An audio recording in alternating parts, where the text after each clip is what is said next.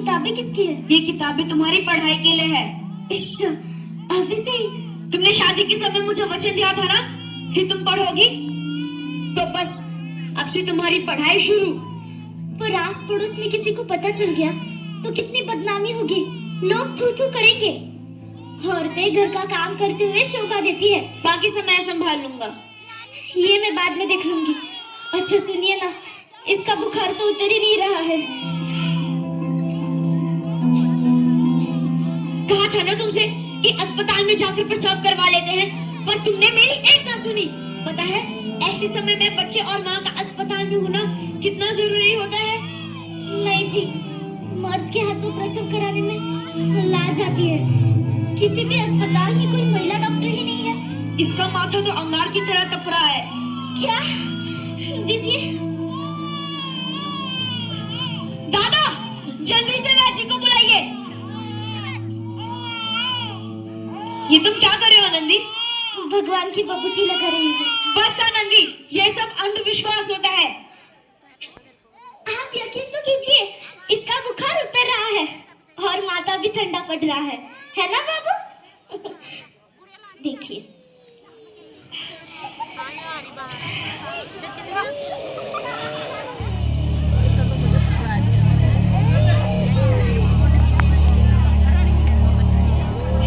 दीजिए। उठो बाबू, आंखें खोलो। देखो माँ बुला रही है। आंखें खोलो बेटा। उठो बाबू, आंखें खोलो। तुम्हें माँ बुला रही है बेटा। देखिए ना इसे, क्या हो गया? ये आंखें भी नहीं खोल रहा और हिल भी नहीं रहा है। उठो बाबू, आंखें खोलो। देखो तुम्हारी माँ बुला रही है। क्या हो गया? आप चुप क्यों हो गए? हमारा बाबू ठीक तो है ना? आंखें खोलो बेटा, आंखें खोलो। आनंदी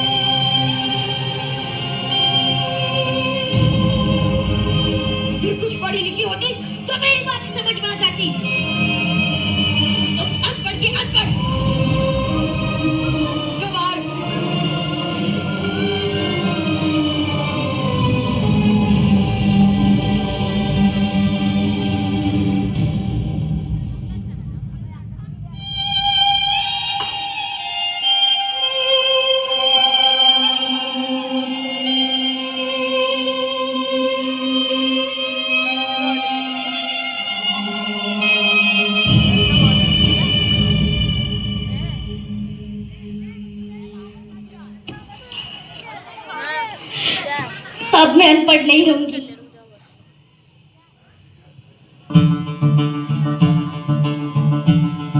नहीं रहूंगी मैं अनपढ़।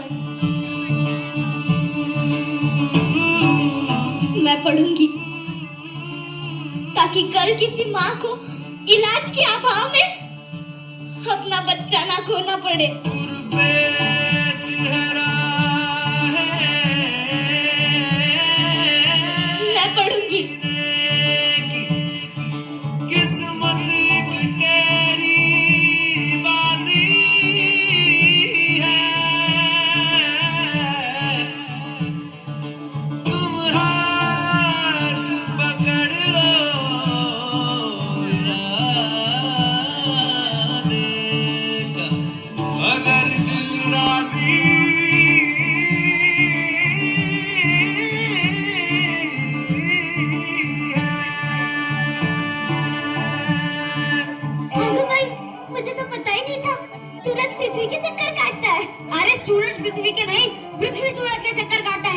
समझी? अब चलो। गवार। आप मुझे गवार मत बोलिए ना। लगन की बाजी है, चोट भी ताजी है, लगा दे दाम पर दिल, अगर दिल राजी है। आज शर्म तो बेच खाई है गोपाल राव ने। अपनी बीवी को कौन पढ़ाता है भैया? कलयुग है भैया, कलयुग। चक्कर में पूरी दुनिया देख लेना, पता लोग में जाएगी। हाँ, क्या हुआ? कुछ नहीं। बेहतर। अब चलो। अगर दिल राजी है, अगर दिल राजी है, राजी है, राजी है, अगर दिल राजी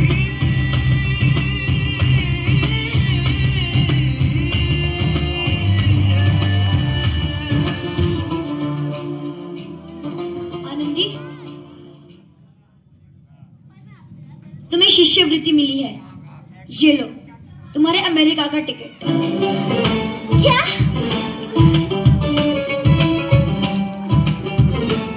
लेकिन आप, मैं अकेले सब कैसे कर पाऊंगी? आनंदी, अपने आप को इतना कमजोर क्यों समझ रही हो? तब इतने पढ़ने लिखने का क्या फायदा? तुम वैसे की गवार की गवार। अब मैं गवार नहीं रही। लगन की बाजी है, चोट भी ताजी है, लगा दे दाम पर दिल, अगर दिल राजी है। 7 अप्रैल 1883 को आनंदी अमेरिका के पेंसिल्वेनिया के लिए रवाना हुई और 3 साल बाद 11 मार्च 1886 को उन्होंने डॉक्टर ऑफ मेडिसिन की उपाधि प्राप्त कर ली। आज मेरे हाथ में डॉक्टरी की डिग्री नहीं, बल्कि उस सुनहरे कल की चाबी है जिस पर आज तक अंधविश्वास और नकारात्मक सोच का ताला लगा हुआ था। मेरे देश में हजारों लाखों महिलाएं ऐसी हैं जिनके सपने चूल्हे के धुएं में ही कहीं खो गए हैं। मैं चाहती हूँ कि सपनों की ये पतंग खुले आकाश में उड़े और हर घर में एक गोपाल राव हो जो कभी इन सपनों की पतंग को कटने ना दे। ये करना कठिन तो है, पर असंभव नहीं।